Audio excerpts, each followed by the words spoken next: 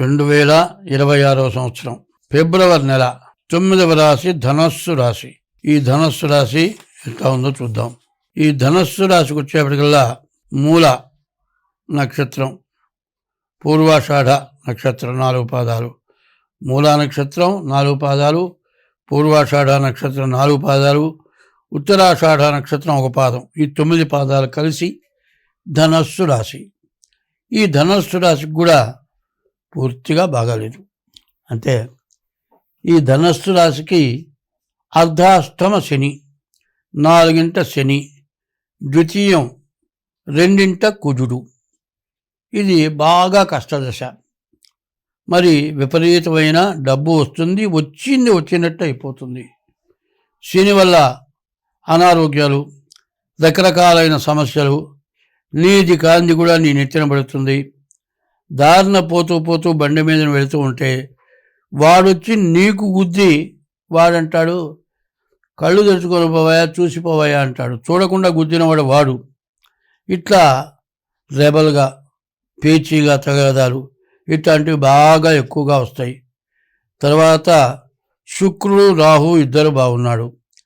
శుక్రుడు వల్ల వివాహాది శుభకార్యాలు జరుగుతాయి. వివాహం కాని వాళ్ళకి వివాహం అవుతుంది. వివాహమైన వాళ్ళకి సంతానం కలుగుతారు. తర్వాత మీకు ఇంతకుముందు మీ ఆస్తి కబ్జా అయి ఉన్నా, లేకపోతే మీరు ఎవరికైనా డబ్బులు ఇచ్చి వాళ్ళ దగ్గర రాని డబ్బులు కూడా ఇప్పుడు మీకు రావడానికి ఒక అవకాశం ఉంది. కానీ రవి బాగున్నాడు, మీ కీర్తి ప్రతిష్టలు బాగుంటాయి. ఏమి లాభం, ఎంత వచ్చినా కూడా ఏమీ ప్రయోజనం లేదు. అర్ధాష్టమ శని. ఎందుకంటే ఆరోగ్యమే మహాభాగ్యం అన్నారు. ఆరోగ్యం బాగుండాలి. ఆరోగ్యం బాగుంటే ఏ పనైనా చేయగలుగుతాం. ఆరోగ్యం బాగుండనప్పుడు ఎంత కష్టపడి చేసినా వచ్చిన డబ్బులు వచ్చినట్లు రోగానికి ఖర్చు అవుతుంది. యాక్సిడెంట్ జరగచ్చు, మరి ఇంట్లో పిల్లలకి ఏదైనా ఇబ్బందులు రావచ్చు. వచ్చిన డబ్బులు వచ్చినట్టు ఖర్చు అయిపోవటానికి, మరి రకరకాలైన వ్యాధులు ఎవరు కూడా రావటానికి ఇట్లాంటి పరిస్థితులు ఎక్కువగా ఉన్నాయి. తర్వాత గురువు బాగున్నాడు. చదువుకునే పిల్లలు చదువు బాగా వస్తుంది. విదేశాలకు వెళ్ళటానికి కూడా అవకాశం ఉంది. మరి ఇన్ని బాగుండి కూడా ఏమిటయా ప్రయోజనం అంటే, మీకు అన్నీ బాగుండి మరి వచ్చిన డబ్బులు వచ్చినట్టు ఎట్టా పోతున్నాయో అర్థం కాదు, ఎందుకు ఖర్చు అవుతున్నాయో అర్థం కాదు. అనుకోని ఖర్చులు నెత్తిన పడతాయి. మరి ఇదే కాకుండా ఈ రాశి వాళ్ళు ఎవరికి ఏ చీటీ పాడుకుంటే హామీ ఉండద్దు. ఎవరైనా ఇంటి లోను కానీ లేకపోతే ఇండస్ట్రీస్ లోన్లు కానీ మీరు హామీ సంతకాలు పెట్టద్దు. అట్లా పెట్టేట్లయితే వాళ్ళు మొత్తం క్యాష్ తీసుకొని పరారైపోతారు. మొత్తం ఆ డబ్బులు మీరు కట్టాలి. డబ్బులు కట్టలేకపోతే జైలు పాలు కావాల్సి వస్తుంది. ఇట్లాంటి విపరీతమైన ఇబ్బందులు, విపరీతమైన సమస్యలు బాగా కనపడుతున్నాయి. ఈ రాశి వాళ్ళు ఎంత జాగ్రత్త పడితే అంత మంచిది. ఈ రాశి వాళ్ళు ఏమి చేయాలి అంటే, ముందు డేట్ ఆఫ్ బర్త్ ద్వారా జాతకం చూపించుకోండి. జాతక రీత్యా ఏ గ్రహాలు బాగాలేవో చూపించుకోండి. ఆ బాగుండని గ్రహాలకి తగినటువంటి శాంతి చేసుకోండి. వివాహం అయిన తర్వాత ప్రతి మానవుడికి కూడా ముందు విద్య, తర్వాత ఉద్యోగం, తర్వాత వివాహం, ఉండటానికి ఇల్లు, ఇన్ని కావాలి. ఇన్నిట్లో వివాహం కావడానికి, ఇల్లు రావడానికి అవకాశం ఉంది. కానీ భార్యాభర్తలకు ఏదైనా పేచే వస్తే కుటుంబమే విచ్ఛిన్నం అయిపోతుంది. జీవితమే పనికి రాకుండా పోతుంది. మానవుడి జీవితంలో యవ్వనం చాలా కొద్ది. ఆ యవ్వనంలో మరి జీవితం మొత్తం సుఖపడేవాళ్ళు ఉన్నారు. ఆ యవ్వనంలో జీవితం మొత్తం వృధా అయిపోయి, జీవితమే భ్రష్టు పట్టిపోయి పిచ్చివాళ్ళు అయిపోయిన వాళ్ళు కూడా ఉన్నారు. ఈ టైంలో వివాహ సంబంధమైన భార్యాభర్తలకు ఏదైనా సమస్యలు రావచ్చు.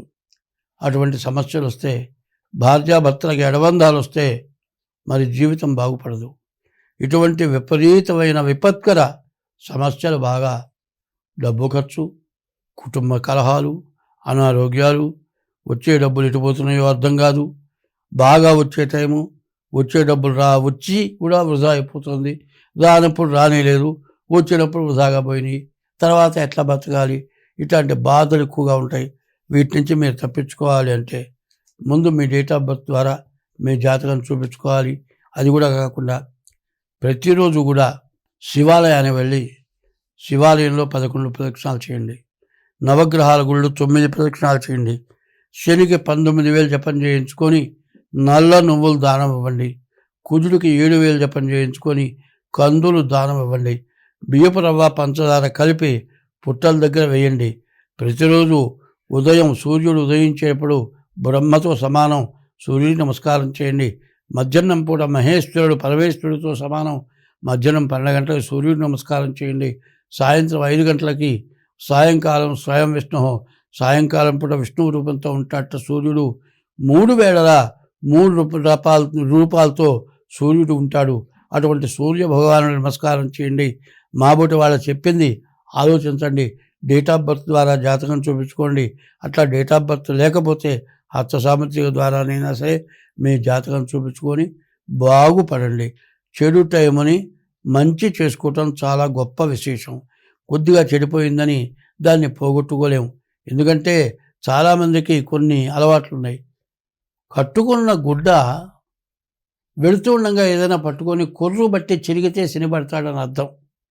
ఎవరైనా సిగరెట్ కాల్చుకుంటూ పోతూ ఉంటే ఆ నిప్పురవ్వ గుడ్డ మీద పడి కాల్తే శనిపడతాడని చెబుతారు. వెళుతుంటే ఎక్కడికి వెళుతున్నావు అని అడిగితే శని పడుతున్నట్లు గుర్తు.